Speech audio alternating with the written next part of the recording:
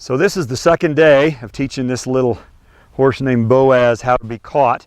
I haven't done anything other than what you saw on the first day's video. Today I'm going to do something a little different that I didn't do yesterday, and that is what I would call just a typical round pinning session. I didn't try to move him around very much yesterday, but today I'm going to do that.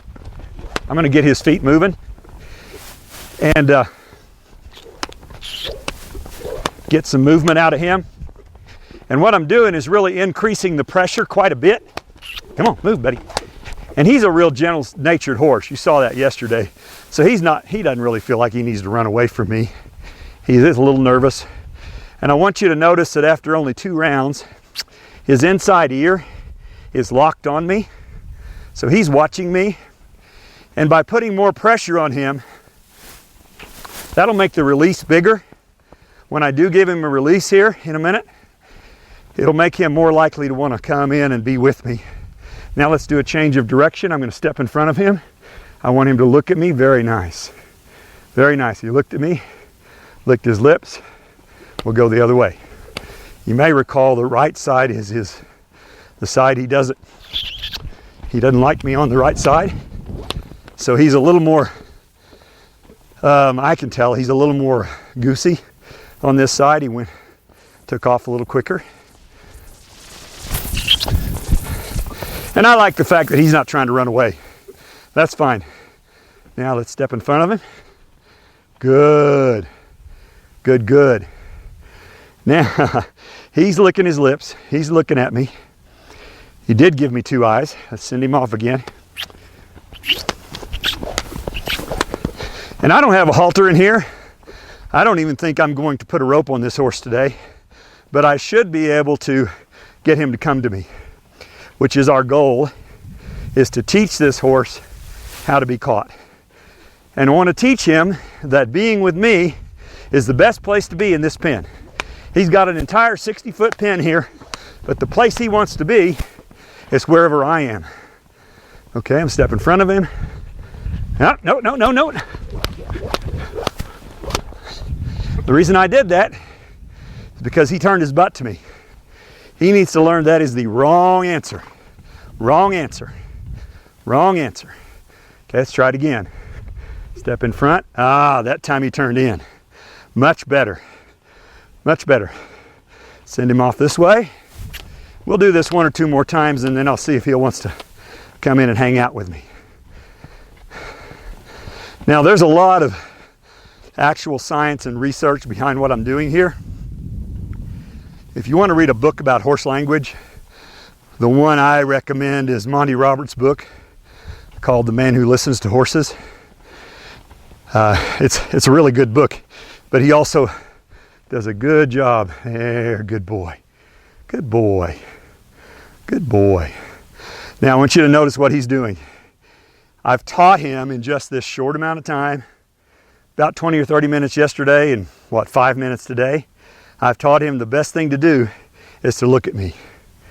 That's where you want to be. So let's just see what happens. I'm not going to walk directly toward him. My body is in a very submissive posture. I'm not acting aggressive. And this should be his good side, his left side.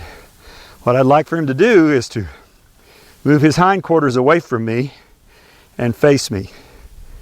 If he does, I'll reward that. If he doesn't, then I'll pressure him. Come on, bud. Yep. Okay, see, he still doesn't know how to move his hindquarters, but he did turn and give me both eyes there for a moment.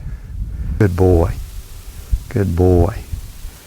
What I'd like him to do here, instead of bending his neck, is to move that hip and turn her and face me. Can you do that, buddy? Pressure him just a little bit.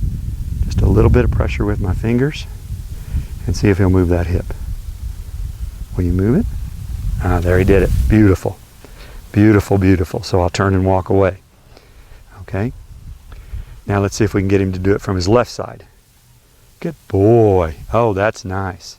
So he's starting to figure this out. He's starting to figure out that facing me is the best thing.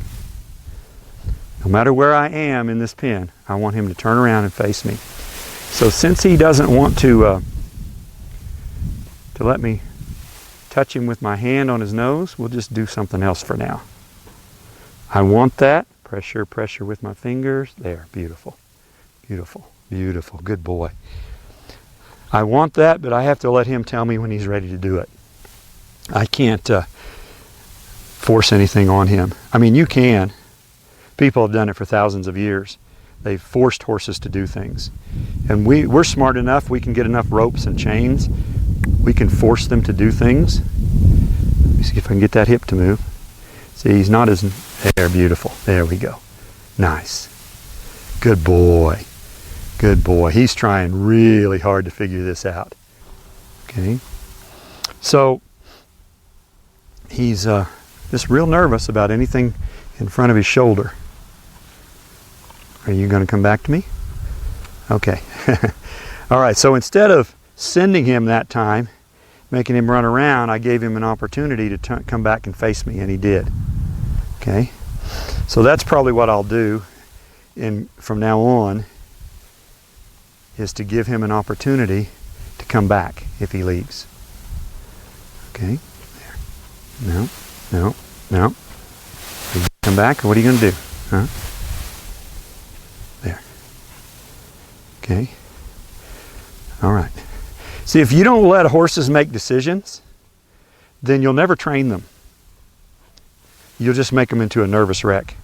And you maybe have seen people, they're riding a horse and that horse is just nervous and they're constantly having to, control every movement the horse makes and micromanaging, and like a nitpicking, mother who's, nitpicking her child over every little thing.